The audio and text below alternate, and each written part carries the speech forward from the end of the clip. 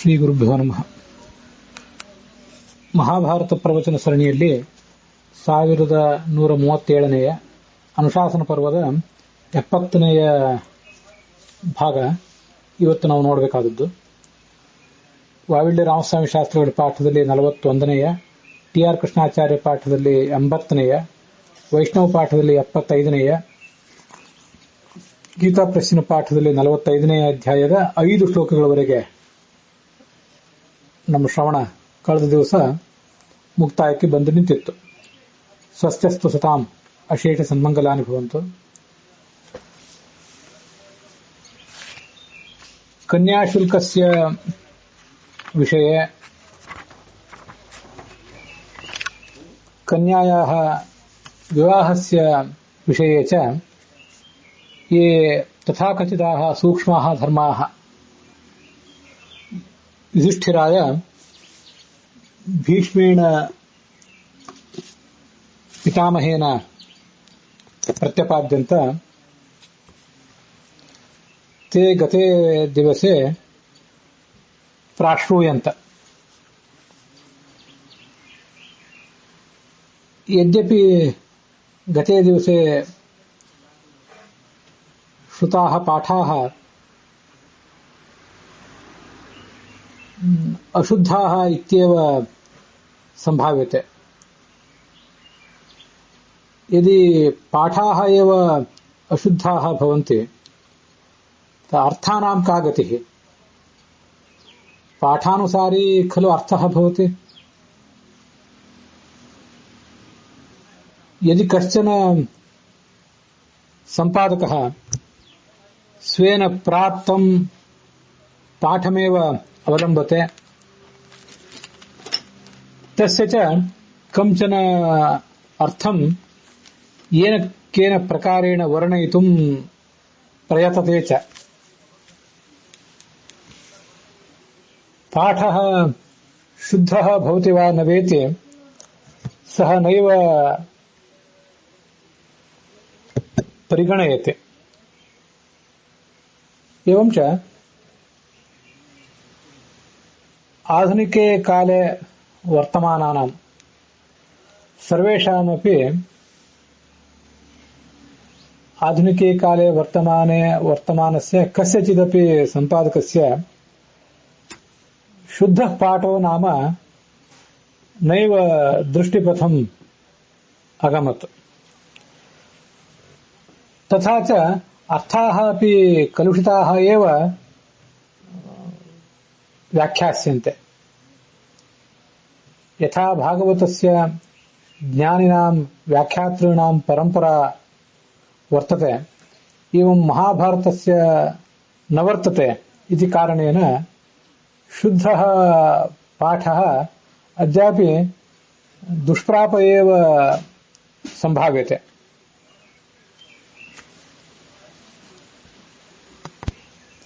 ಅಶುದ್ಧವಾದ ಪಾಠಗಳು ಹೇಗೆ ಅಶುದ್ಧವಾದಂತಹ ಅರ್ಥಕ್ಕೆ ಕಾರಣ ಆಗ್ತವೆ ಅಂತ ಅನ್ನೋದನ್ನ ಕಳೆದ ದಿವಸ ನೋಡಿದ್ದೀವಿ.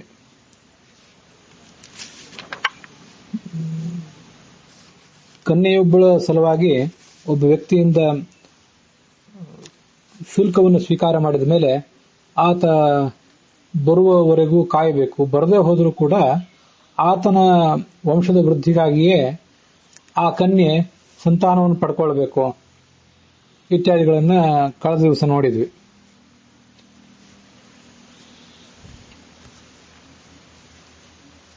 ಅಸ್ಮಿನ್ನೇವ ಪ್ರಕರಣೆ ಸುಕ್ರತುಃ ವಾಕ್ಯಮಬ್ರವೀತ್. ವಿದೇಹರಾಜನ ಮಗಳ ಮಗನಾದಂಥ ಸುಕ್ರತು ಅನ್ನುವನು ಹೀಗೆ ಒಂದು ಅಭಿಪ್ರಾಯವನ್ನು ಹೇಳಿದ ಅಂತ ಕೇಳಿ ಬರ್ತದೆ. असदाचरिते मार्गे कथं स्याद् अनुकीर्तनम् अत्र प्रश्नः संशयो वा सतामेतद् उपालभेत. ಸಂಸ್ಕೃತದ ಈ ಶಬ್ದಗಳ ಅರ್ಥಕ್ಕೆ ನಮಗೆ ಶಬ್ದಗಳ ಅರ್ಥ ಆಗ್ತದೆ, ಆದರೆ ಒಟ್ಟಾರೆ ತಾತ್ಪರ್ಯ ಏನು ಅಂತಾನೆ ಯಾರು ಗೊತ್ತಾಗೋದಿಲ್ಲ. ಒಬ್ಬೊಬ್ಬರು ಒಂದೊಂದು ಅರ್ಥ ಹೇಳ್ತಾರೆ ಅದಕ್ಕೆ.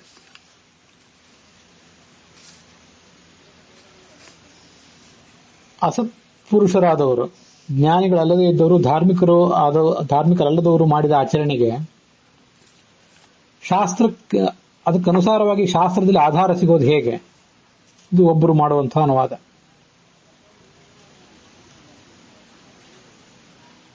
ತಂದೆಯಾದವನು ಮಗಳಿಗೆ ನೀನೇ ವರನನ್ನ ಆರಿಸಿಕೊ ಅಂತ ಹೇಳುವುದೇನಿದೆಯಲ್ಲ, ಅದು ನಸ್ತ್ರೀ ಸ್ವಾತಂತ್ರ್ಯ ಮರ್ಹತಿ ಅಂತ ಒಂದು ಶಾಸ್ತ್ರದ ಆದೇಶ ಏನಿದೆ ಅದಕ್ಕೆ ವಿರುದ್ಧವಾಗಿದೆ.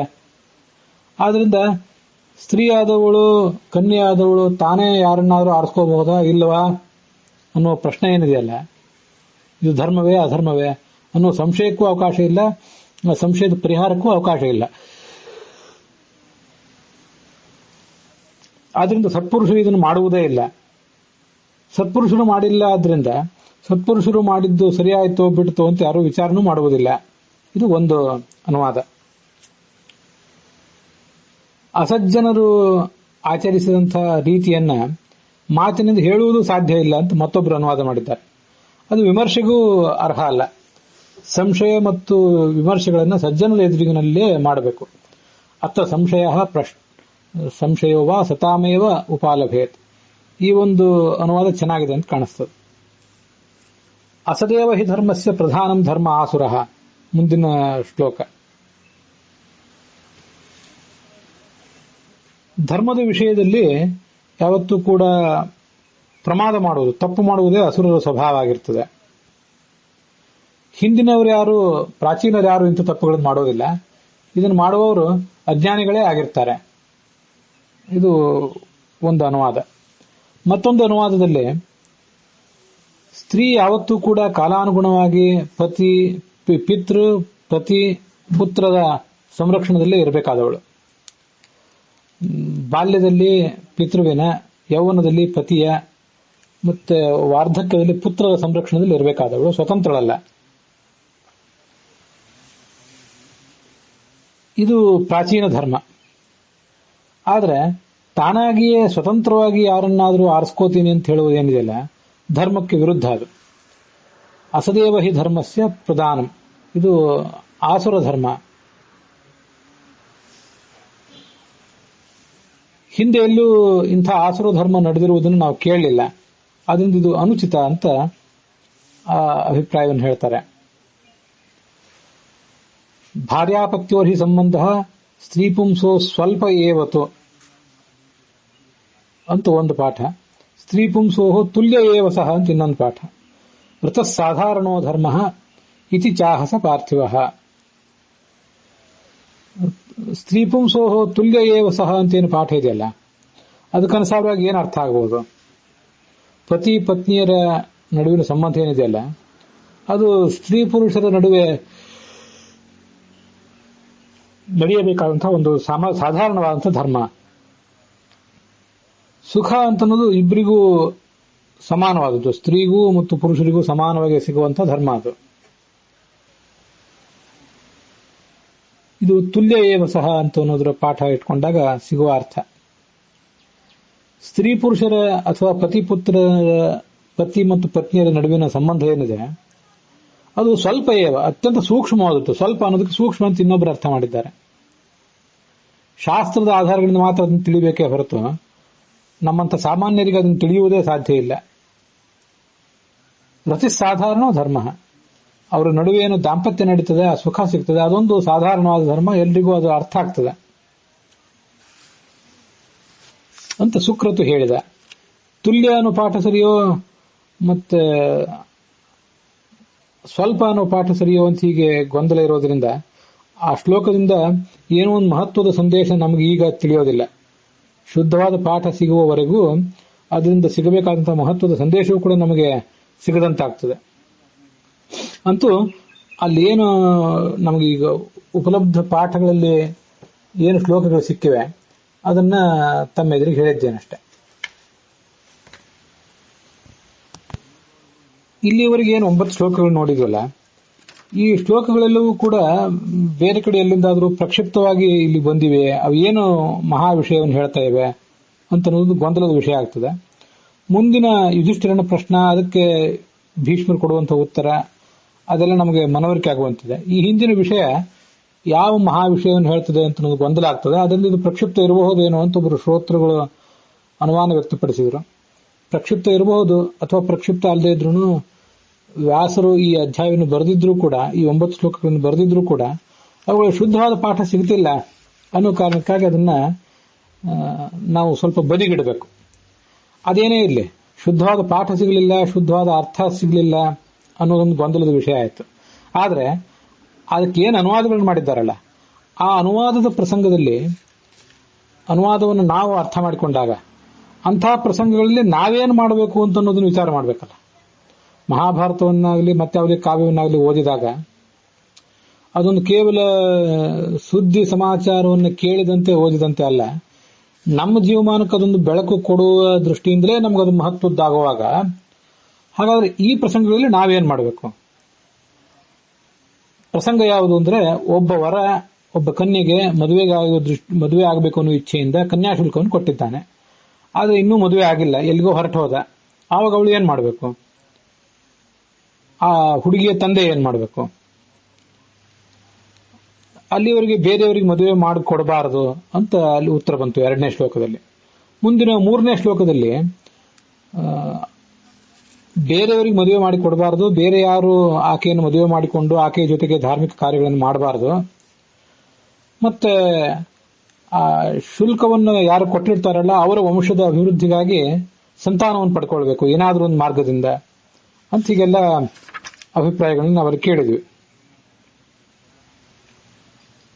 ಯಾವ ಮಾರ್ಗದಿಂದಾದರೂ ಸರಿ, ಯಾವ ನ್ಯಾಯ ಮಾರ್ಗದಿಂದಾದರೂ ಸರಿ, ಶುಲ್ಕವನ್ನು ಕೊಟ್ಟವನ ಸಲುವಾಗಿ ಮಕ್ಕಳನ್ನು ಪಡೆಯುವ ಪ್ರಯತ್ನವನ್ನು ಆಕೆ ಮಾಡಬೇಕು ಅಂತಿಷ್ಟು ವಿಷಯ ಅಲ್ಲಿಗೆ ಬಂತು. ಅದೊಂದನ್ನೇ ನಾವೀಗ ವಿಚಾರ ಮಾಡಬೇಕಾದದ್ದು.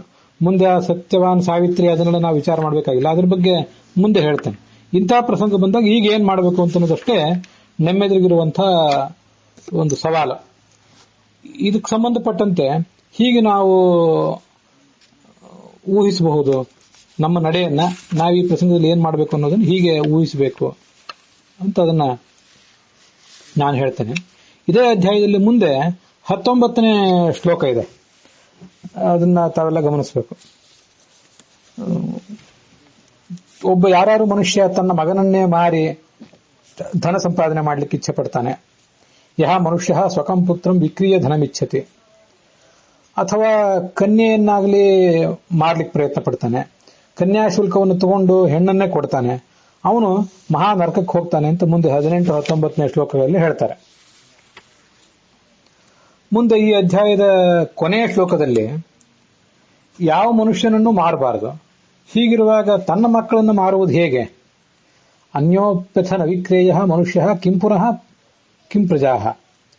ಪ್ರಜಾ, ತನ್ನ ಮಕ್ಕಳನ್ನೇ ತಾನು ಹೆತ್ತು ಸಾಕಿದ ಮಕ್ಕಳನ್ನೇ ಮಾರುವುದಂತೂ ಅತ್ಯಂತ ನೀಚವಾದದ್ದು ಅಂತ ಅಲ್ಲೊಂದು ಮಾತಿದೆ. ಇದನ್ನೆಲ್ಲ ಗಮನಿಸಿದಾಗ ಕನ್ಯಾಶುಲ್ಕವನ್ನ ಯಾರ್ದಾದ್ರೂ ಕಡೆಯಿಂದ ತಗೊಳ್ಳುವುದೇನಿದೆ ಅದಷ್ಟು ಯೋಗ್ಯವಾದಂತಹ ಸಂಗತಿ ಅಲ್ಲ. ಕನ್ಯಾಶುಲ್ಕವನ್ನು ತಗೊಳ್ಳುವುದೇ ಒಂದು ತಪ್ಪು ಅಂತ ಕಾಣಿಸ್ತದೆ. ಕನ್ಯಾಶುಲ್ಕವನ್ನು ತಗೊಂಡು ಆ ಮೂಲಕ ಆ ವರ ಬರದೇ ಇದ್ದಾಗ ಈ ಕನ್ಯೆಯ ಜೀವನದ ಗತಿ ಏನು, ಹೀಗೆಲ್ಲ ಪ್ರಶ್ನೆಗಳನ್ನು ಎದುರಿಸಬೇಕಾಗ್ತದೆ. ಅದರಿಂದ ಕನ್ಯಾಶುಲ್ಕವನ್ನು ತಗೊಳ್ಳುವುದೇ ಅಷ್ಟು ಯೋಗ್ಯವಾದಂತಹ ಪ್ರಸಂಗ ಅಲ್ಲ. ಜನಸಾಮಾನ್ಯರಿಗೆ ಆ ಕನ್ಯಾಶುಲ್ಕವನ್ನು ತಗೊಂಡು ತನ್ನ ಮಗಳನ್ನ ಮತ್ತೊಬ್ಬರಿಗೆ ಮದುವೆ ಮಾಡಿಕೊಡುವ ವಿಧಾನ ಶಾಸ್ತ್ರದಲ್ಲಿ ಅನುಚಿತವಾಗಿ ಕಾಣಿಸ್ತದೆ. ಅದಕ್ಕಾಗಿಯೇ ಈ ಯುಗದಲ್ಲಿ, ವಿಶೇಷತಃ ಕಲಿಯುಗದಲ್ಲಿ ಅದು ಆಚರಣೆಗೆ ಬಂದಿಲ್ಲ ಅಂತ ನನ್ನ ಅಭಿಪ್ರಾಯ.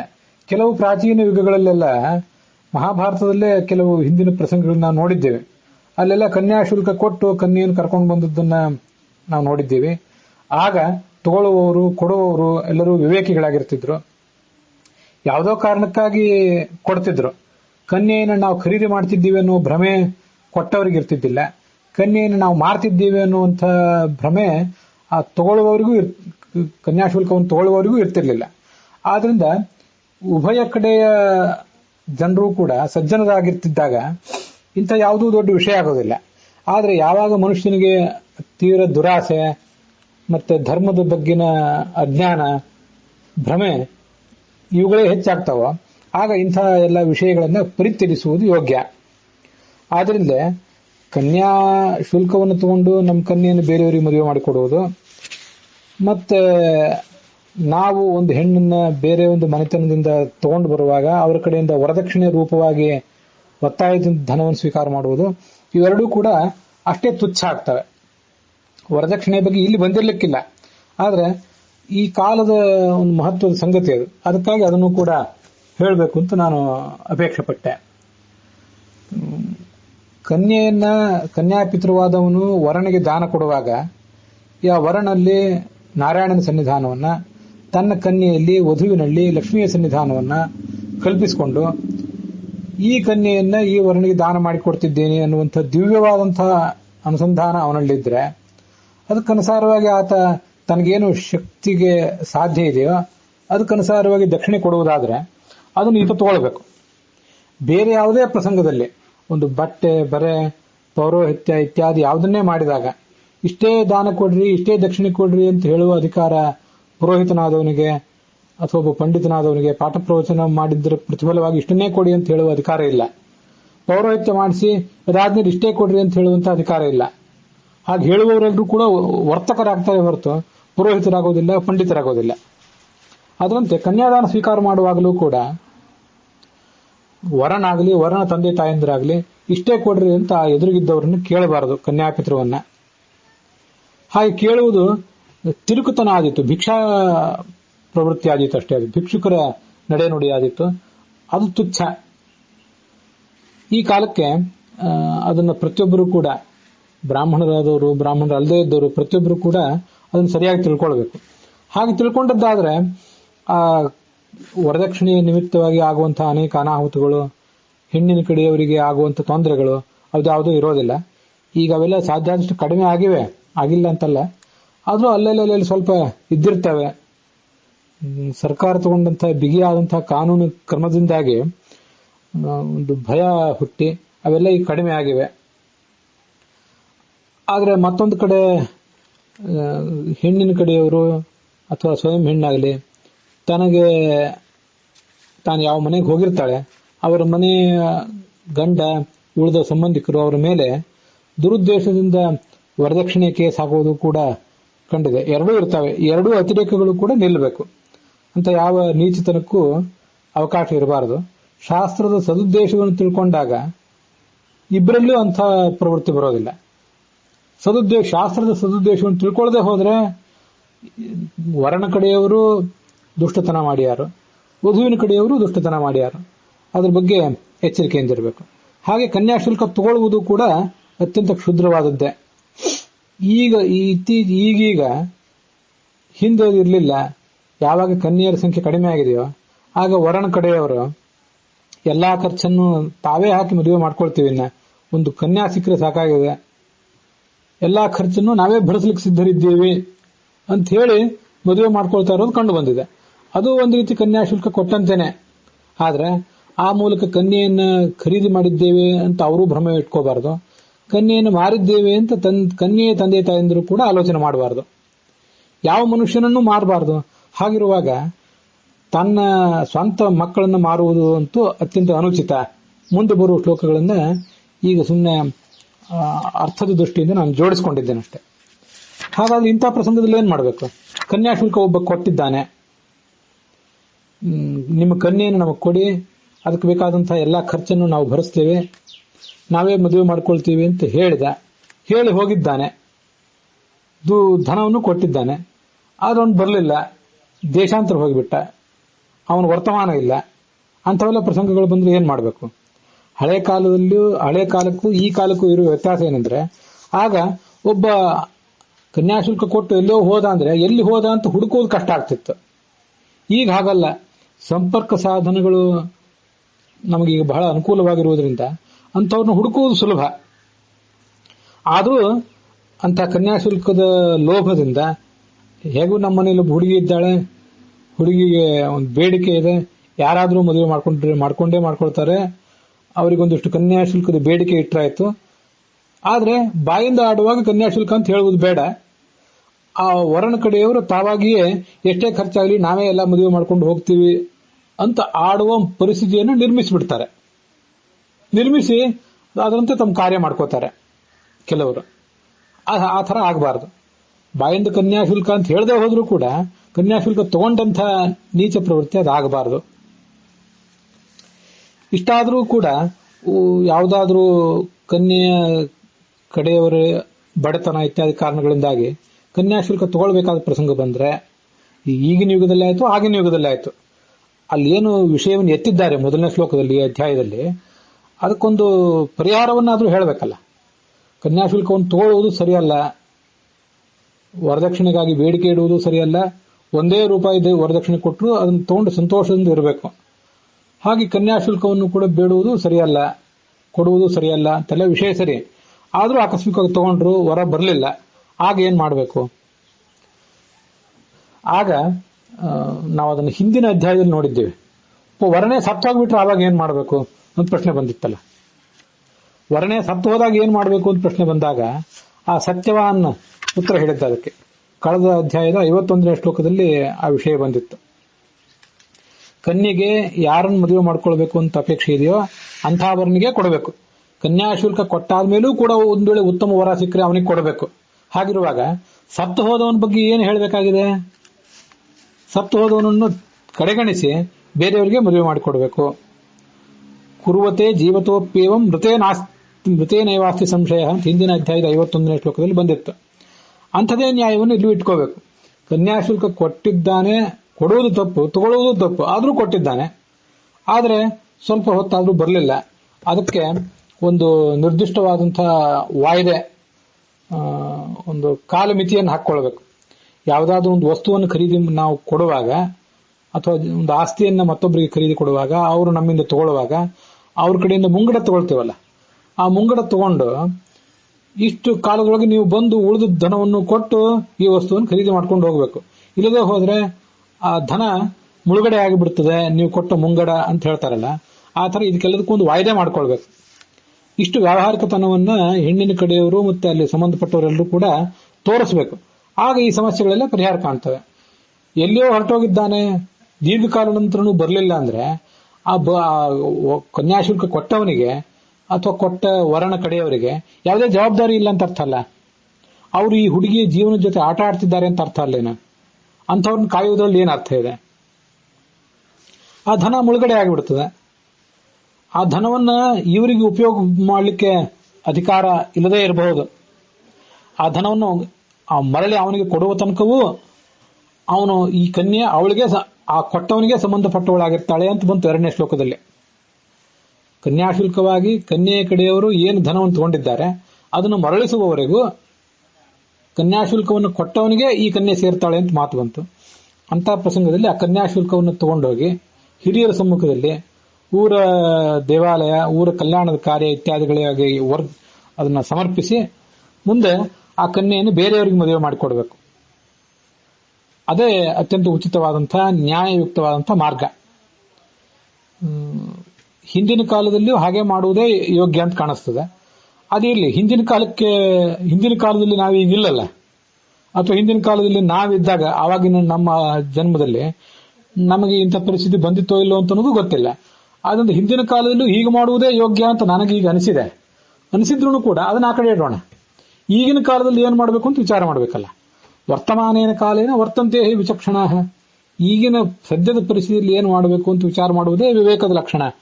ಹಾಗಿದ್ದಾಗ ಅವಳಿಗೆ ಮತ್ತೊಂದು ಮದುವೆ ಮಾಡುವುದೇ ಯೋಗ್ಯ. ಆ ಧನವನ್ನ ಸಮಾಜದ ಕಾರ್ಯಕ್ಕಾಗಿ, ಧರ್ಮ ಕಾರ್ಯಕ್ಕಾಗಿ ವಿನಿಯೋಗಿಸಿ ಅದನ್ನು ಬೇರೆಯವರಿಗೆ ಕೊಟ್ಟು, ಗುರು ಹಿರಿಯರು, ಸಮಾಜದ ಮುಖಂಡರು, ಧರ್ಮದ ಮುಖಂಡರು ಮೊದಲಾದವರ ಸಮ್ಮುಖದಲ್ಲಿ ಅದನ್ನ ಒಬ್ಬರಿಗೆ ಒಪ್ಪಿಸಿ ಮುಂದೆ ಈ ಹುಡುಗಿಗೆ ಬೇರೆ ವರನನ್ನು ನೋಡುವುದೇ ಯೋಗ್ಯ. ಯಾಕೆಂದ್ರೆ ಈ ಹಿಂದಿನ ಅಧ್ಯಾಯಗಳಲ್ಲಿ ಅದು ಅನೇಕ ಕಡೆ ಬಂದಿದೆ. ಆ ಧನಿಕ ಕನ್ಯಾಶುಲ್ಕವನ್ನು ಕೊಟ್ಟಂತ ಧನಿಕ ಬಾರದೆ ಹೋದ್ರೆ ಅವನ ವಂಶದ ಅಭಿವೃದ್ಧಿಗಾಗಿ ನಿಯೋಗದಿಂದ ಸಂತಾನವನ್ನು ಪಡ್ಕೋಬೇಕು ಈಕೆ ಅಂತ ಹೀಗೆಲ್ಲ ಬಂತಲ್ಲ. ಅದು ಅವಳ ವಯಸ್ಸಿಗೆ ಸಹಜವಾಗಿ ಏನು ಸುಖ, ದಾಂಪತ್ಯ ಸುಖ, ಸಾಂಸಾರಿಕ ಸುಖ ಮೊದಲಾದ ಸಿಗಬೇಕಾಗಿರ್ತದೆ. ಅದರಿಂದ ಅವಳನ್ನು ವಂಚಿತಳನ್ನಾಗಿ ಮಾಡಿದಂತಲ್ಲೇನು? ಅದು ಯಾಕೆ ಅಷ್ಟೆಲ್ಲ ಮನುಷ್ಯ ಕಷ್ಟಪಡಬೇಕು? ಅವಳಿಗೆ ಸಹಜವಾಗಿ ಆ ಬರದೇ ಇದ್ದವನು ಇನ್ನ ನಗಣ್ಯ ಅಂತ ಪರಿಗಣಿಸಿ ಅವನನ್ನು ಬಿಟ್ಟು ಬೇರೆಯವರಿಗೆ ಮದುವೆ ಮಾಡಿಕೊಡ್ಬೇಕು. ಆ ಬೇರೆ ಆತ ಅವಳ ಜೊತೆ ಗೃಹಸ್ಥ ಧರ್ಮವನ್ನ ಧರ್ಮಕ್ಕನುಸಾರವಾಗಿ ಆಚರಿಸಬೇಕು. ಇದು ನನ್ನದೊಂದು ಪರಿಹಾರ. ಅದಕ್ಕೆ ನಾನು ಈ ಪರಿಹಾರವನ್ನು ಹೇಳಲಿಕ್ಕೆ ಎಷ್ಟರ ಮಟ್ಟಿಗೆ ಅಧಿಕೃತ ವ್ಯಕ್ತಿ ಅದೆಲ್ಲ ವಿಷಯ ಬೇರೆ. ಅಂತ ಪ್ರಸಂಗದಲ್ಲಿ ಏನ್ ಮಾಡಬೇಕು? ಸಾಮಾನ್ಯ ಜ್ಞಾನವನ್ನು ಉಪಯೋಗಿಸಿ ಏನ್ ಮಾಡಬೇಕು ಅನ್ನೋದನ್ನ ಮಾತ್ರ ಇಲ್ಲಿ ಹೇಳಿದ್ದೇನೆ. ಈ ಮಾತು ಹಿಂದಿನ ಕಾಲಕ್ಕೆ ಅನ್ವಿತ ಆಗ್ತದೋ ಇಲ್ಲೋ ಗೊತ್ತಿಲ್ಲ, ಈಗಿನ ಕಾಲಕ್ಕಂತೂ ಅನ್ವಿತ ಆಗ್ತದೆ. ಆದರೂ ಪ್ರಾಥಮಿಕವಾಗಿ ತಿಳ್ಕೊಂಡಿರ್ಬೇಕಾದ ಸಂಗತಿ, ಕನ್ಯಾಶುಲ್ಕ ಕೊಡುವುದು, ಸ್ವೀಕಾರ ಮಾಡುವುದು ಇದ್ಯಾವುದು ಕೂಡ ಅನುಚಿತವಾದಂತಹ ಒಂದು ಸಂಗತಿನೇ. ಆದ್ರಿಂದಲೇನೆ ಒಂದು ಮದುವೆ ಮಾಡುವಂತಹ ಪ್ರಸಂಗ ಬಂದಾಗ ಆ ಮದುವೆ ಖರ್ಚು ಏನಿರ್ತದೆ ಅದನ್ನ ಪರಸ್ಪರ ಸಮ್ಮತಿಯ ಮೂಲಕವಾಗಿ ಗಂಡಿನ ಕಡೆಯವರು ಮತ್ತು ಹೆಣ್ಣಿನ ಕಡೆಯವರು ಇಬ್ರು ಕೂಡ ಹಂಚಿಕೊಳ್ಬೇಕು. ಅನೇಕ ಕಡೆ ಬ್ರಾಹ್ಮಣರಲ್ಲೆಲ್ಲ ಹೆಣ್ಣಿನ ಕಡೆಯವರೇ ಆ ಮದುವೆ ಖರ್ಚನ್ನ ವಹಿಸಿಕೊಳ್ಳೋದು ಕಂಡು ಬರ್ತಿರ್ತದೆ ಈ ಹಿಂದಿನಿಂದಲೂ. ಈಗ ಇತ್ತೀಚೆಗೆ ಕನ್ಯೆಯ ಕಡೆಯವರು ಒಂದು ವೇಳೆ ಬಡವರಾಗಿದ್ರೆ, ಕನ್ಯೆಯ ಅಭಾವ ಇದ್ರೆ, ಇಂಥ ಎಲ್ಲ ಪ್ರಸಂಗಗಳನ್ನು ಎದುರಿಸುವಾಗ ವರನ ಕಡೆಯವರು ತಾವೇ ಎಲ್ಲ ಖರ್ಚನ್ನು ಹಾಕಿ ಮಾಡಿಕೊಳ್ಳುವುದು ಕಂಡು ಬರ್ತದೆ. ಏನೇ ಮಾಡಿದ್ರು ಅದನ್ನು ಸ್ವಸಂತೋಷದಿಂದ ಮಾಡಬೇಕು. ಇಲ್ಲದೆ ಹೋದ್ರೆ ಕನ್ಯೆಯ ಕಡೆಯವರು ಮತ್ತು ವರನ ಕಡೆಯವರು ಇಬ್ಬರೂ ಅನುಕೂಲಸ್ಥರಾಗಿದ್ರೆ ಆ ವಿವಾಹದ ಖರ್ಚನ್ನ ಸಮಾನವಾಗಿ ಹಂಚಿಕೊಂಡು ಆ ಪ್ರಕಾರ ಮಾಡುವುದೇ ಯೋಗ್ಯ. ಅನೇಕ ಕಡೆ ವಿವಾಹ ನಡೆಯುವ ಪ್ರಸಂಗಗಳಲ್ಲಿ, ವಿವಾಹಕ್ಕೆ ಪೂರ್ವಭಾವಿಯಾದಂತಹ ಮಾತುಕತೆಗಳಲ್ಲಿ ಇಂಥದ್ದನ್ನು ನೀವು ಎಲ್ಲ ಕೇಳಿರ್ತೀರಿ. ಬ್ರಾಹ್ಮಣರಲ್ಲಿ ಕನ್ಯೆಯ ಕಡೆಯವರೇ ಆ ಮದುವೆ ಖರ್ಚನ್ನೆಲ್ಲ ವಹಿಸಬೇಕಾಗ್ತದೆ. ಬ್ರಾಹ್ಮಣೇತರರಾದವರಲ್ಲಿ ಕೆಲವರಲ್ಲಿ ವರನ ಕಡೆಯವರೇ ಆ ಖರ್ಚನ್ನೆಲ್ಲ ವಹಿಸಬೇಕಾಗ್ತದೆ. ಬದಲಾದ ಪರಿಸ್ಥಿತಿಗಳಲ್ಲಿ ವರನ ಕಡೆಯವರು, ಬ್ರಾಹ್ಮಣರು ಮದುವೆ ಖರ್ಚನ್ನೆಲ್ಲ ತಾವೇ ವಹಿಸ್ತಿದ್ದಾರೆ. ಅದೇನೇ ಇರಲಿ ಸಮಾನವಾದ ಖರ್ಚನ್ನು ಇಬ್ರು ನೋಡ್ಕೊಳ್ಬೇಕು, ಖರ್ಚನ್ನು ಸಮಾನವಾಗಿ ಭರಿಸಬೇಕು. ಮತ್ತೆ ಆ ಕನ್ಯಾಶುಲ್ಕ, ವರದಕ್ಷಿಣೆ ಇತ್ಯಾದಿ ಪ್ರಶ್ನೆಗಳು ಬಂದುವಲ್ಲ, ಆ ಹೆಸರುಗಳಿಗೆ ಇಲ್ಲದೆ ಇರಬಹುದು. ಆದ್ರೂ ನಾವು ನಿಮ್ಮ ಹುಡುಗಿಗೆ ಎಷ್ಟು ಬಂಗಾರ ಹಾಕ್ತೇವೆ, ನೀವು ನಮ್ಮ ಹುಡುಗನಿಗೆ ಎಷ್ಟು ಬಂಗಾರ ಹಾಕ್ತೀರಿ ಅಂತ ಇವ್ರು ಕೇಳೋದು, ಹಾಗೆ ಅವರು ಕೇಳೋದು. ಇಂಥ ಮಾತುಕತೆಗಳೆಲ್ಲ ನಡೆದೇ ಇರ್ತವೆ. ಇಂಥ ಮಾತುಕತೆಗಳನ್ನು ನಡೆಸಲಿಕ್ಕಾಗಿಯೇ ಆ ಮಾತುಕತೆಗಳಲ್ಲಿ ಭಾಗವಹಿಸಿ ತಮ್ಮ ಒಂದು ದೊಡ್ಡ ಸ್ಥಿತಿಯನ್ನು ಪ್ರದರ್ಶನ ಮಾಡಲಿಕ್ಕಾಗಿಯೇ ಅನೇಕ ಜನ ಹಾತೊರೆದು ಕೂತಿರ್ತಾರೆ ಕೂಡ. ಆ ಮಾತುಕತೆಗಳು ಅಂತನ್ನೋದು ಅನಿವಾರ್ಯ. ಅದಿಲ್ಲದೆ ಹೋದ್ರೆ ಮದುವೆಗಳೇ ನಡೆಯೋದಿಲ್ಲೇನೋ ಅನ್ನುವಂಥ ಪರಿಸ್ಥಿತಿಗಳು ಇವೆ. ಇಂಥವೆಲ್ಲ ವ್ಯರ್ಥವಾದ ಸಂಗತಿಗಳು ಎಲ್ಲ ಕಡೆ ಇವತ್ತು ಸಮಾಜದಲ್ಲೂ ನಡೀತಿರ್ತವೆ. ಬ್ರಾಹ್ಮಣರಲ್ಲೂ ನಡೀತವೆ, ಬ್ರಾಹ್ಮಣರು ಅಲ್ಲದೇ ಇದ್ದವರಲ್ಲೂ ನಡೀತವೆ. ಇಂಥವೆಲ್ಲ ಚೌಕಶಿಗಳನ್ನ, ಇಂಥ ವ್ಯರ್ಥವಾದ ಚರ್ಚೆಗಳನ್ನ ಕೈ ಬಿಟ್ಟು ಬಿಡಬೇಕು. ನಮಗೆ ಎಷ್ಟು ಸಾಧ್ಯವೋ ಅಷ್ಟು ನಾವು ನಿಮ್ಮ ಹುಡುಗಿಗೂ ಹಾಕ್ತೇವೆ ಅಂತ ವರನ ಕಡೆಯವರು ಹೇಳಬೇಕು. ಹಾಗೇನೆ ಅವರು ನಮಗೆಷ್ಟು ಸಾಧ್ಯವೋ ಅಷ್ಟು ನಿಮ್ಮ ಹುಡುಗನಿಗೆ ಉಪಚಾರ ಇತ್ಯಾದಿಗಳನ್ನು ಮಾಡ್ತೇವೆ ಅಂತ ಅವರು ಹೇಳಬೇಕು. ಇಬ್ರು ಸೌಹಾರ್ದದ ಮನೋಭಾವದಿಂದ ಆ ಮದುವೆ ಖರ್ಚನ್ನ ಸಮಾನವಾಗಿ ವಹಿಸ್ಕೋಬೇಕು. ಹೀಗೆಲ್ಲ ಆದಾಗ ಆ ವರದಕ್ಷಿಣೆಯ ಅನಿಷ್ಟಗಳು ಮತ್ತೆ ಕನ್ಯಾಶುಲ್ಕದ ಅನಿಷ್ಟ, ಕನ್ಯಾಶುಲ್ಕ ಅಂತ ಹೆಸರು ಈಗಿಲ್ದೇ ಇರಬಹುದು, ಮತ್ತೊಂದು ರೂಪದಲ್ಲಿ ಏನೇನೋ ಆ ಹಳೆಯ ಸಮಸ್ಯೆಗಳು ತಲೆ ಎತ್ತುತ್ತಿರ್ತವೆ. ಆ ಎಲ್ಲ ಸಮಸ್ಯೆಗಳು ಪರಿಹಾರ ಕಾಣ್ತವೆ ಅಂತ ನನ್ನ ಆಲೋಚನೆ. ಹೀಗೆ ವಿವಾಹ ಅಂತನ್ನೋದು ವಧೂವರರ ಧಾರ್ಮಿಕ ಪ್ರವೃತ್ತಿಯ ಮೂಲಕ ಸಮಾಜದ ಉಳಿದೆಲ್ಲ ಆಶ್ರಮಗಳಿಗೆ ಆಧಾರವಾದದ್ದು. ಅಂಥ ಮಹಾಧಾರ್ಮಿಕ ವ್ಯವಸ್ಥೆ ಒಂದೇನಿದೆ ಅದನ್ನ ತೀರಾ ವ್ಯಾವಹಾರಿಕವನ್ನಾಗಿ ಮಾಡಿಕೊಂಡು ನಾವು ನಮ್ಮ ಜೀವನವನ್ನು, ಇನ್ನೊಬ್ಬರ ಜೀವನವನ್ನು ಹಾಳು ಮಾಡಿಕೊಂಡಿದ್ದೇವೆ.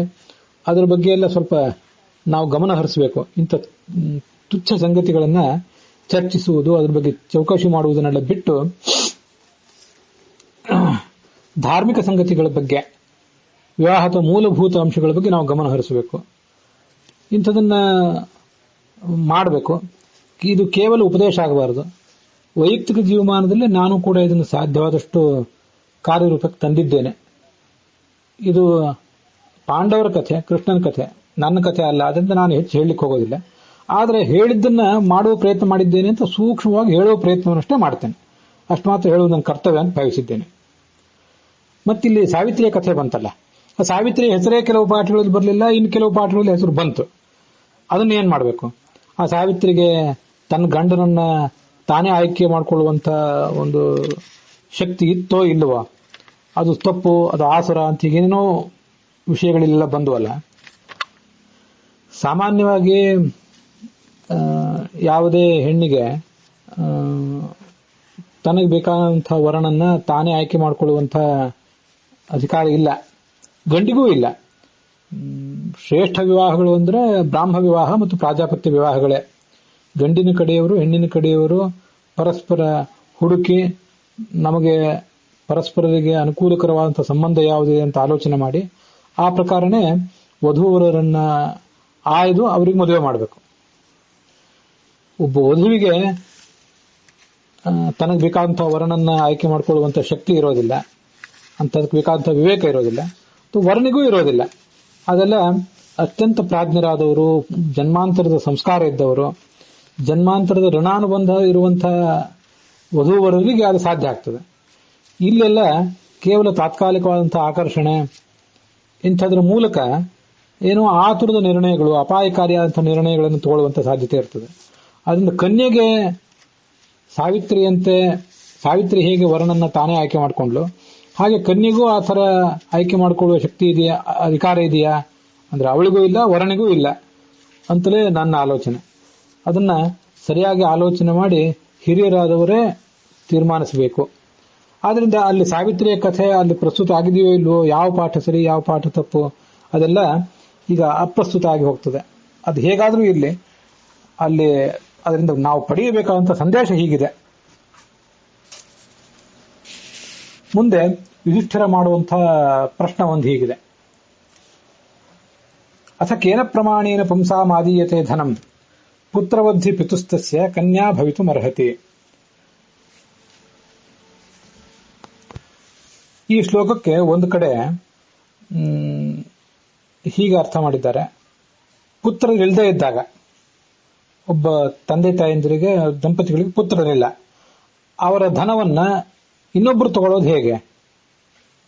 ಯಾಕಂದ್ರೆ ಅವರಿಗೊಬ್ಬಳು ಮಗಳಿದ್ದಾಳೆ, ಆ ಮಗಳೇ ಮಗನಂತ ಆಗಿಬಿಡ್ತಾಳಲ್ಲ, ಅದರಿಂದ ಅವಳಿಗೆ ಅದು ಸೇರ್ಬೇಕಲ್ಲ. ಮತ್ತೊಬ್ರು ಕೂಡ ಹೆಚ್ಚು ಕಡಿಮೆ ಅದೇ ಥರದ ಅನುವಾದ ಮಾಡಿದ್ದಾರೆ.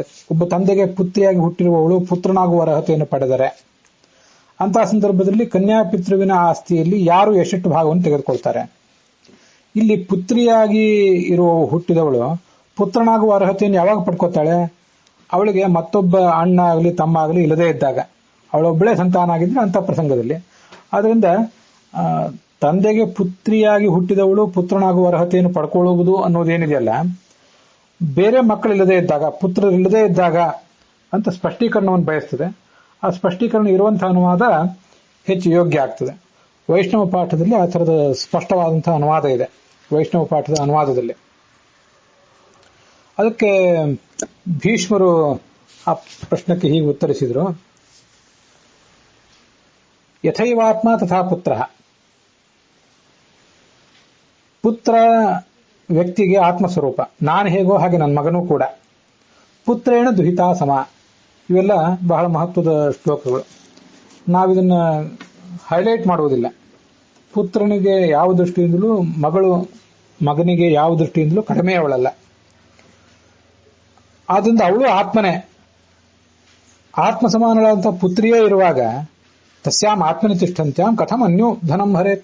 ಬೇರೆಯವರು ಆ ಧನವನ್ನು ತಗೊಳ್ಳೋದು ಹೇಗೆ? ಬೇರೆ ಯಾರಿಗೂ ಆ ಧನದ ಅಧಿಕಾರ ಇಲ್ಲ, ಅವಳಿಗೆ ಆ ಧನ ಎಲ್ಲವೂ ಕೂಡ ಸೇರಬೇಕು ಅಂತ ಅದರ ಅಭಿಪ್ರಾಯ ಆಗ್ತದೆ.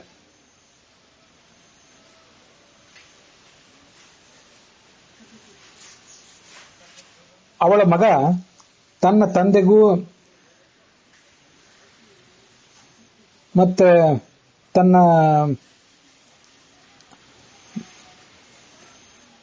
ತಾಯಿಯ ತಂದೆಗೂ ಇಬ್ಬರಿಗೂ ಕೂಡ ಪಿಂಡ ಪ್ರದಾನ ಮಾಡಲಿಕ್ಕೆ ಅಧಿಕೃತನಾದಂತಹ ವ್ಯಕ್ತಿಯಾಗಿದ್ದಾನೆ. ಹಿಂದಿನ ಶ್ಲೋಕದ ಅರ್ಥವೊಂದನ್ನು ಹೇಳೋದು ಬಿಟ್ಟೆ, ಸ್ತ್ರೀಧನ, ತಾಯಿಗೆ ಸಂಬಂಧಪಟ್ಟಂತಹ ಪ್ರತ್ಯೇಕವಾದಂತಹ ಸ್ತ್ರೀಧನ ಅದು ಸಂಪತ್ತೆಲ್ಲವೂ ಕೂಡ ಪುತ್ರಿಗೆ ಸೇರಬೇಕಾದದ್ದು. ಮತ್ತು ಪುತ್ರನಿಲ್ಲದವನ ಧನಕ್ಕೆ ಅವಳ ಮಗನೇ ಹಕ್ಕುದಾರನಾಗ್ತಾನೆ. ಅದರಿಂದ ಅವನೇ ತನ್ನ ಅಜ್ಜನ ಆಸ್ತಿಯನ್ನು ಸ್ವೀಕಾರ ಮಾಡ್ತಾನೆ. ಯೌತಕ ಅಂತೇನಿದೆ ಅದಕ್ಕೆ ಸ್ತ್ರೀಧನ ಅಂತ ಅರ್ಥ. ಅವನೇ ಆ ತನ್ನ ತಾಯಿಯ ಆ ಸ್ತ್ರೀಧನಕ್ಕೂ ಅಧಿಕಾರಿ ಆಗ್ತಾನೆ, ಮಾತಾಮಹನ ಆಸ್ತಿಗೂ ಕೂಡ ಅಧಿಕಾರಿ ಆಗ್ತಾನೆ. ಮತ್ತೆ ಅವನೇ ಇಬ್ಬರಿಗೂ ಕೂಡ ಪಿಂಡ ಪ್ರದಾನವನ್ನು ಮಾಡಬೇಕು. ಪುತ್ರ ದೌಹಿತ್ರಯೋರ್ನೇಹ ವಿಶೇಷೋ ಧರ್ಮತ ಸ್ಮೃತಃ. ಸ್ವಂತ ಮಗನಿಗೂ, ಮಗ ಇಲ್ಲದೆ ಹೋದ್ರೆ ಮಗಳ ಮಗನಿಗೂ ಧರ್ಮದ ದೃಷ್ಟಿಯಿಂದ ಯಾವುದೇ ವ್ಯತ್ಯಾಸವಿಲ್ಲ. ಅನ್ಯತ್ರ ಜಾತಯ ಸಾಹಿ ಪ್ರಜೆಯ ಪುತ್ರ ಈಹತೆ ದುಹಿತಾನ್ಯತ್ರ ಜಾತೇನ ಪುತ್ರೇಣಾಪಿ ವಿಶಿಷ್ಯತೆ ಅಂತ ಮುಂದಿನ ಒಂದು ಶ್ಲೋಕ. ಅದಕ್ಕೆ ಒಂದ್ ಕಡೆ ಹೀಗೆ ಅನುವಾದ ಇದೆ. ಮನುಷ್ಯ ಒಬ್ಬ ತನಗೆ ಹುಟ್ಟಿದಂತಹ ಮೊದಲನೇ ಮಗಳನ್ನೇ ಮಗ ಅಂತ ಮಾಡ್ಕೊಂಡಿರ್ತಾನೆ. ಅಲ್ಲಿವರೆಗೆ ಅವನಿಗೆ ಗಂಡು ಮಕ್ಕಳಾಗಿಲ್ಲ.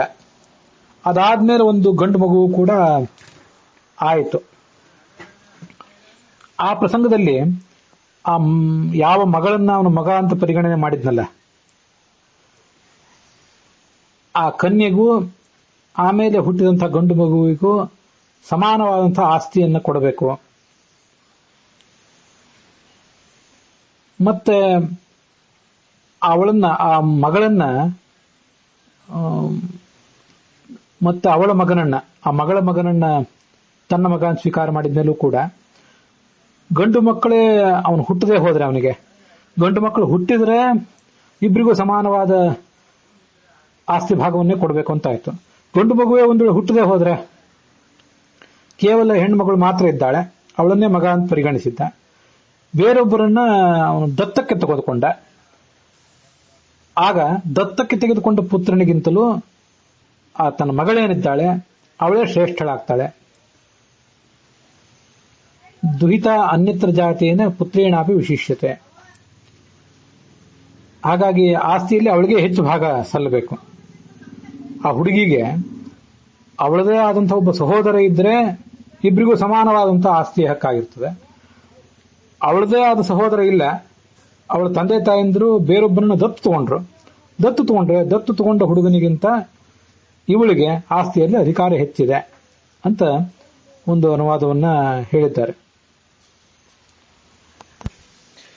ಇಲ್ಲೇನು ಜಾಮಯ ಅಂತ ಶಬ್ದ ಇದೆಯಲ್ಲ, ಈ ಜಾಮಿ ಅನ್ನೋ ಶಬ್ದಕ್ಕೆ ಬೇರೆ ಬೇರೆ ಅರ್ಥಗಳಿವೆ. ಕೆಲವು ಕಡೆ ಮಗಳು ಅಂತ ಅರ್ಥ ಆಗ್ತದೆ, ಕೆಲವು ಕಡೆ ಸೊಸೆ ಅಂತ ಅರ್ಥ ಆಗ್ತದೆ. ಒಬ್ಬಳು ಸ್ತ್ರೀ ಸಂಬಂಧಿಕಳಾದವಳು, ನಮಗೆ ಸಂಬಂಧಿನಿ ಆದಂತ ಒಬ್ಬಳು ಸ್ತ್ರೀ ಅಂತ ಅರ್ಥ ಆಗ್ತದೆ. ಇನ್ನು ಕೆಲವು ಕಡೆ ಸಹೋದರಿ ಅಂತ ಅರ್ಥ ಆಗ್ತದೆ. ಭಗಿನಿ, ಸ್ವಸ್ರು, ಜಾಮಿ ಅಂತ ಹೀಗೆ ಕೆಲವು ಶಬ್ದಗಳಿವೆ.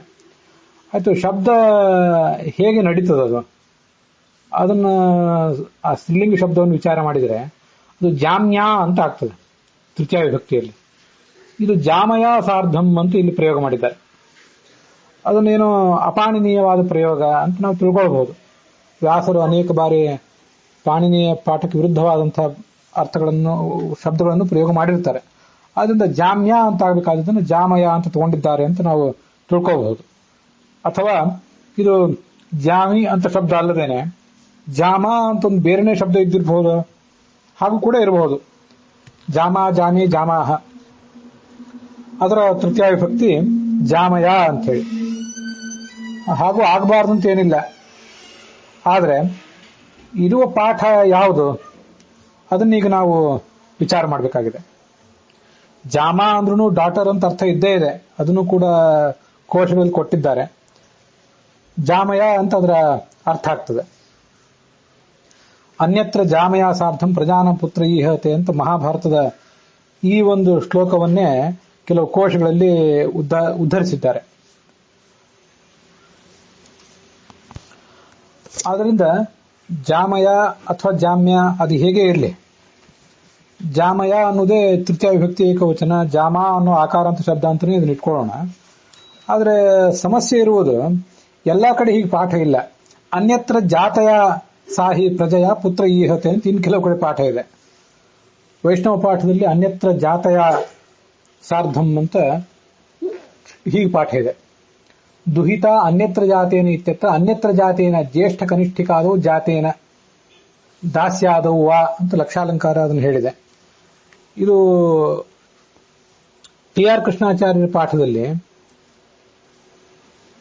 ದುಹಿತ ಅನ್ಯತ್ರ ಜಾತೇನ ಅನ್ಯತ್ರ ಜಾಮಯ ಸಾರ್ಧಂ ಅಂತ ಹೀಗೇನೆ ಉತ್ತರ ಭಾರತದ ಪಾಠದಲ್ಲಿ ಮತ್ತೆ ಟಿ.ಆರ್. ಕೃಷ್ಣಾಚಾರ್ಯರ ಪಾಠದಲ್ಲಿ ಒಂದೇ ರೀತಿಯಾಗಿದೆ.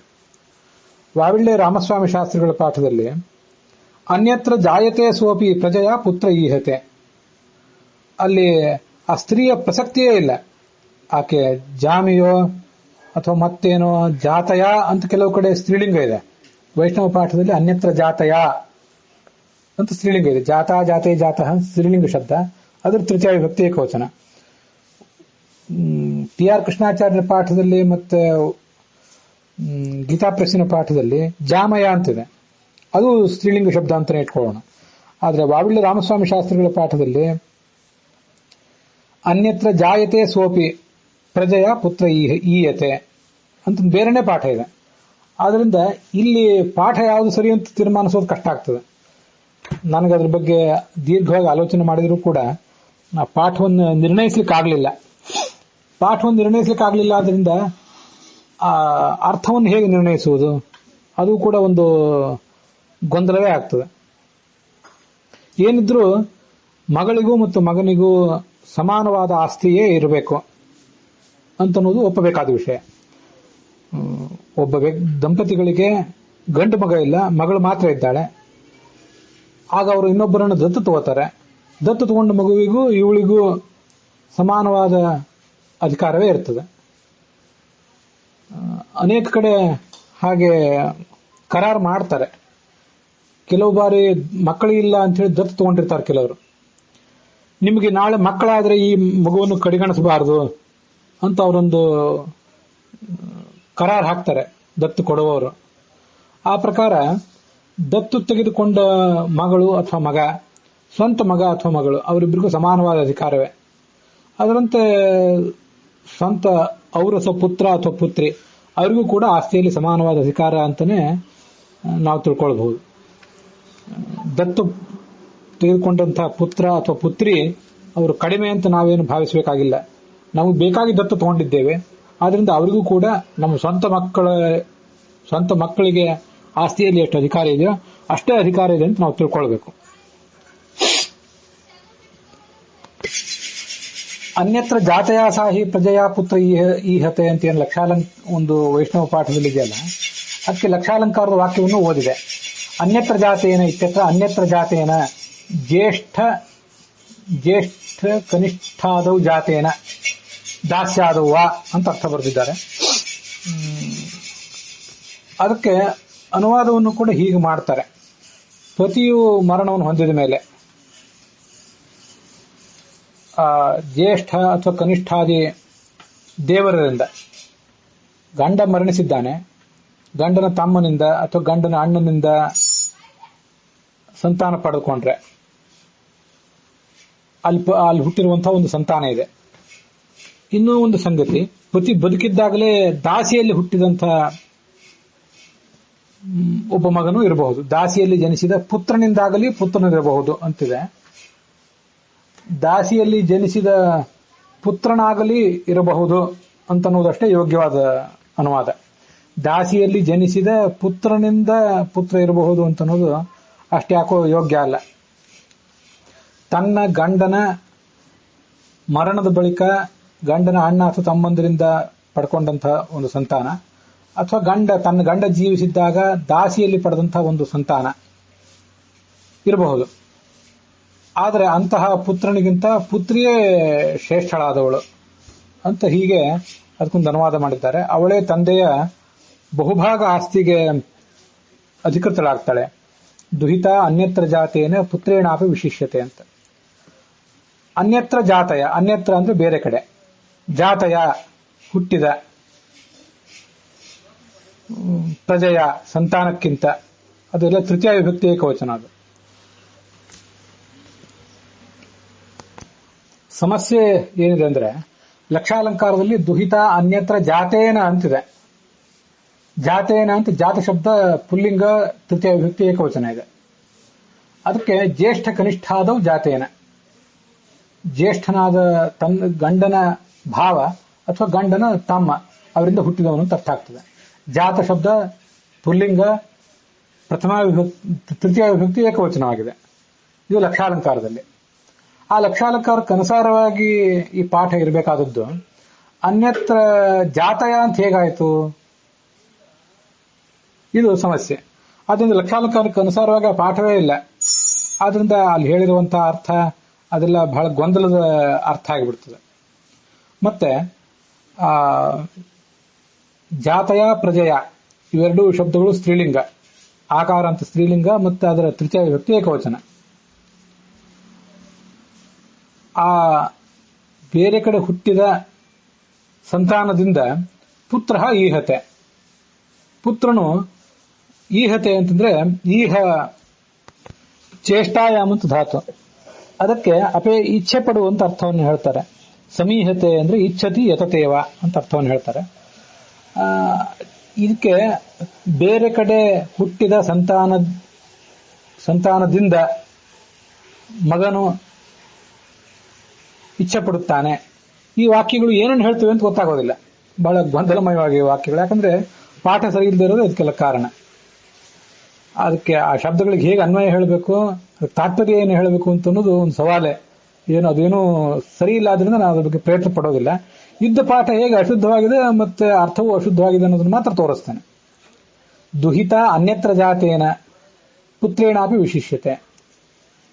ಅನ್ಯತ್ರ ಜಾತೇನ ಅಂತಿದೆಯಲ್ಲ, ಆ ಅನ್ಯತ್ರ ಜಾತೇನ ಅಂತ ಉತ್ತರಾರ್ಧದಲ್ಲಿದೆಯಲ್ಲ, ಆ ಉತ್ತರಾರ್ಧದಲ್ಲಿರೋದನ್ನೇ ಲಕ್ಷಾಲಂಕಾರ ಹೇಳಿದೆ ಅಂತ ಇಟ್ಕೊಳ್ಳೋಣ. ಪೂರ್ವಾರ್ಧದಲ್ಲಿ ಹೇಳಿದ್ದನ್ನು ಇಟ್ಕೊಂಡಿಲ್ಲ, ಉತ್ತರಾರ್ಧದಲ್ಲಿರೋದನ್ನ ಹೇಳಿದೆ ಅಂತ ಇಟ್ಕೊಳ್ಳೋಣ.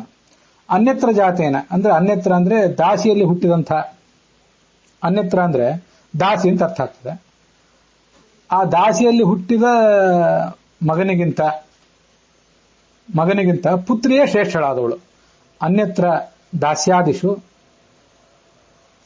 ಜಾತೇನ ಹುಟ್ಟಿದ ಪುತ್ರೇಣಾಪಿ ಮಗನಿಗಿಂತಲೂ ದುಹಿತ ಮಗಳು ವಿಶಿಷ್ಯತೆ ಶ್ರೇಷ್ಠಳಾಗುತ್ತಾಳೆ. ಅನ್ಯತ್ರ ಅಂದ್ರೆ ದಾಸ್ಯ ಅಂತ ಒಂದರ್ಥ, ದಾಸ್ಯಾಮ್ ಅಂತ ಇನ್ನೊಂದರ್ಥ. ಅಥವಾ ಅನ್ಯತ್ರ ಅಂತಂದ್ರೆ ಗಂಡನ ಮರಣದ ಬಳಿಕ ಜ್ಯೇಷ್ಠ ಕನಿಷ್ಠಾದಿಗಳಿಂದ ಹುಟ್ಟಿದ ಗಂಡನ ಅಣ್ಣ ಅಥವಾ ಗಂಡನ ತಮ್ಮ ಅವರಿಂದ ಹುಟ್ಟಿದ ಮಗನಿಗಿಂತಲೂ, ಅಥವಾ ಗಂಡ ಬದುಕಿದ್ದಾಗ ಗಂಡನಿಗೆ ದಾಸಿಯಲ್ಲಿ ಹುಟ್ಟಿದ ಮಗನಿಗಿಂತಲೂ ಮಗಳೇ ಶ್ರೇಷ್ಠಳಾದವಳು, ಪುತ್ರಿಯೇ ಶ್ರೇಷ್ಠಳಾದವಳು ಅಂತ ಹೀಗೆ ಅರ್ಥವನ್ನ ಹೇಳ್ತಾರೆ. ಅರ್ಥಾತ್ ಗಂಡ ಬದುಕಿದ್ದಾಗ ಹೆಂಡತಿಯಲ್ಲಿ ಒಬ್ಬಳು ಮಗಳು ಹುಟ್ಟಿದ್ಲು, ಮಗ ಹುಟ್ಟಲಿಲ್ಲ. ಗಂಡು ಮಗ ಹುಟ್ಟಿದ್ದು ಗಂಡ ತೀರ್ಕೊಂಡ ಮೇಲೆ ಗಂಡನ ಹಿರಿಯ ಸಹೋದರ ಅಥವಾ ಕಿರಿಯ ಸಹೋದರನಿಂದ. ಅಥವಾ ಗಂಡ ಬದುಕಿದ್ದಾಗ ಗಂಡನಿಗೆ ಅವನ ದಾಸಿಯಲ್ಲಿ ಮಗ ಹುಟ್ಟಿದ. ಅಂತೂ ಗಂಡನಿಗೆ ತನ್ನ ಸ್ವಂತ ಹೆಂಡತಿಯಲ್ಲಿ ಗಂಡು ಮಕ್ಕಳಾಗಲಿಲ್ಲ, ಮಗಳೇ ಆಗಿದ್ದಾಳೆ. ಆ ಮಗಳಿಗಿಂತ ಉಳಿದವರಲ್ಲಿ ಕನಿಷ್ಠರಾಗ್ತಾಳೆ, ಮಗಳೇ ಶ್ರೇಷ್ಠಳಾಗ್ತಾಳೆ, ಅವಳೇ ಆಸ್ತಿಯ ಬಹುಭಾಗಕ್ಕೆ ಅರ್ಹಳಾಗ್ತಾಳೆ ಅಂತ ಹೀಗೆ ಅರ್ಥ ಆಗ್ತದೆ. ದುಹಿತ ಅನ್ಯತ್ರ ಜಾತೇನ, ಅನ್ಯತ್ರ ಅಂದ್ರೆ ದಾಸಿಯಲ್ಲಿ ಅಥವಾ ಗಂಡನ ಹಿರಿಯ ಸಹೋದರ ಅಥವಾ ಕಿರಿಯ ಸಹೋದರ. ಇದು ಉತ್ತರಾರ್ಧ ಆ ಲಕ್ಷಾಲಂಕಾರಕ್ಕೆ ಹೊಂದಾಣಿಕೆ ಆಗ್ತದೆ. ಲಕ್ಷಾಲಂಕಾರ ಉತ್ತರಾರ್ಧವನ್ನು ವ್ಯಾಖ್ಯಾನಿಸಿದ್ರೆ, ಆದ್ರೆ ಪೂರ್ವಾರ್ಧವನ್ನು ಲಕ್ಷಾಲಂಕಾರ ವ್ಯಾಖ್ಯಾನಿಸಲೇ ಇಲ್ವಲ್ಲ, ಅದೊಂದು ಸಮಸ್ಯೆನೆ. ಅನ್ಯತ್ರ ಅಂದ್ರೆ ಆ ಅನ್ಯತ್ರ ಅಂತ ಅನ್ನೋದಕ್ಕೆ ಅಲ್ಲಿ ಏನು ಅರ್ಥ ಹೇಳಬೇಕು? ಜಾತಯ ಹುಟ್ಟಿದ, ಪ್ರಜೆಯ ಸಂತಾನಕ್ಕಿಂತ. ಅನ್ಯತ್ರ ಅಂದ್ರೆ ಉತ್ತರಾರ್ಧದಲ್ಲಿ ಅನ್ಯತ್ರ ಅನ್ನೋ ಶಬ್ದಕ್ಕೆ ಏನು ಅರ್ಥ ಮಾಡ್ತೀವೋ ಹಾಗೆ ಪೂರ್ವಾರ್ಧಕ್ಕೂ ಅರ್ಥ ಮಾಡುವುದಾದ್ರೆ ಅನ್ಯತ್ರ ಅಂದ್ರೆ ಗಂಡನ ಹಿರಿಯ ಸಹೋದರ ಅಥವಾ ಕಿರಿಯ ಸಹೋದರ, ಹಾಗೇನೆ ಗಂಡನ ದಾಸಿ. ಅಲ್ಲೊಂದು ಪ್ರಜಾ ಹುಟ್ಟಿದೆ. ಪ್ರಜಾ ಶಬ್ದ ಸ್ತ್ರೀಲಿಂಗ ಹೌದು, ಆದ್ರೆ ಅದು ಹೆಣ್ಣು ಸಂತಾನವನ್ನು ಹೇಳ್ತದೆ, ಗಂಡು ಸಂತಾನವನ್ನು ಹೇಳ್ತದೆ. ಅದರಿಂದ ಅಂಥ ಸಂತಾನದಿಂದ, ಪ್ರಜಾ ಅಂದ್ರೆ ಸಂತಾನದಿಂದ ಪುತ್ರನು ಅಪೇಕ್ಷೆ ಪಡುತ್ತಾನೆ ಅಂತ ಹೀಗೆ ಅರ್ಥ ಆಗ್ತದೆ. ಆ ಪುತ್ರನು ಅಪೇಕ್ಷೆ ಪಡುತ್ತಾನೆ ಅನ್ನೋದು ಆ ಪೂರ್ವಾರ್ಧ ಶಬ್ದಗಳಿಗೆ ಹೊಂದಾಣಿಕೆ ಇಲ್ಲದೆ ಇರುವಂತ ಅರ್ಥ ಆಗಿಬಿಟ್ಟಿದೆ. ಉತ್ತರಾರ್ಧದಲ್ಲಿ ಪರಸ್ಪರ ಹೊಂದಾಣಿಕೆ ಆಗ್ತದೆ. ಅನ್ಯತ್ರ ಜಾತೇನ ಪುತ್ರೇಣ ಅಪಿ ದುಹಿತಾ ವಿಶಿಷ್ಯತೆ. ಬೇರೊಬ್ಬರಿಂದ ಪಡೆದ ಗಂಡು ಮಗುವಿಗಿಂತಲೂ ಸ್ವಂತ ಹೆಂಡತಿಯಲ್ಲಿ ಪಡೆದ ಹೆಣ್ಣು ಮಗುವೇ ಶ್ರೇಷ್ಠ ಅಂತ ಆ ಶಬ್ದಗಳ ಜೋಡಣೆ, ಶಬ್ದದ ಅರ್ಥ ತಾತ್ಪರ್ಯ ಎಲ್ಲ ಹೊಂದುತ್ತದೆ. ಪೂರ್ವಾರ್ಧದಲ್ಲಿರುವಂತಹ ಶಬ್ದಗಳು, ಅದರಿಂದ ಬರುವಂತಹ ಅರ್ಥ ಅದ್ಯಾವುದು ಮನವರಿಕೆ ಆಗುವಂತಹ ಅರ್ಥ ಅಲ್ಲ. ಅದರಿಂದ ಅದು ಏನು ಯಾವ ಧರ್ಮವನ್ನು ಅದು ಹೇಳಲಿಕ್ಕೆ ಹೊರಟಿದೆ ಅದು ಕೂಡ ಒಂದು ಗೊಂದಲಕ್ಕೆ ಕಾರಣ ಆಗಿದೆ. ಗೊಂದಲ ಹಾಗೆ ಉಳಿತದೆ. ಅಂತೂ ಪಾಠ ಯಾವುದು ಸರಿ ಅಂತ ಹೇಳಿದ್ ನನಗೆ ಸಾಧ್ಯ ಆಗಿಲ್ಲ. ಇದ್ದ ಪಾಠದಲ್ಲಿ ಏನು ಸಮಸ್ಯೆ ಇದೆ ಅಂತ ಮಾತ್ರ ಹೇಳಿದ್ದೇನೆ ಹಿಂದಿನಂತೆ. ಬೇರೆಯವರಲ್ಲಿ ದೋಷ ಹುಡುಕೋದು ಸುಲಭ, ವಿಮರ್ಶೆ ಮಾಡೋದು ಸುಲಭ, ಅದನ್ನೇ ಮಾಡಿದ್ದೇನೆ. ಸರಿಯಾದ ಪಾಠ ಹುಡುಕೋದು ನಮ್ಮಂತ ಸಾಮಾನ್ಯರಿಗೆ ಸಾಧ್ಯ ಆಗೋದಿಲ್ಲ. ವಿದ್ವಾನ್ ವಿಪಶ್ಚಿತ್ ದೋಷಜ್ಞ ಅಂತಾರೆ. ಯಾರು ದೋಷಗಳನ್ನು ಗುರುತಿಸ್ತಾರೆ ಅವರಿಗೆ ದೋಷಜ್ಞ ಅಂತ ಹೇಳ್ತಾರೆ, ಅಥವಾ ಪಂಡಿತರು ಅಂತ ಹೇಳ್ತಾರೆ. ಪಂಡಿತರಿಗೆ ಒಂದು ಪರ್ಯಾಯ ಪದವೇ ಇದೆ ದೋಷಜ್ಞ ಅಂತ ಹೇಳಿ. ಇನ್ನೊಬ್ರು ಏನು ಸರಿ ಮಾಡಿಲ್ಲ ಅಂತ ಗುರುತಿಸಬಹುದು, ಹೇಗೆ ಸರಿ ಮಾಡಬಹುದು ಅಂತ ನಮಗೂ ಗೊತ್ತಿಲ್ಲ. ಅದು ನಮ್ಮ ಮಿತಿ. ಅದನ್ನು ತಮ್ಮೆದುರಿಗೆ ಇಟ್ಟಿದ್ದೇನೆ. ತಾವು ಅದರ ಮೌಲ್ಯಮಾಪನ ಮಾಡಿ ಅಭಿಪ್ರಾಯವನ್ನು ಸಂಕೋಚವಿಲ್ಲದೆ ತಿಳಿಸಬೇಕು. ಇಲ್ಲಿಗೆ ಈ ಭಾಗ ಸಮಾಪ್ತವಾಗಿದೆ.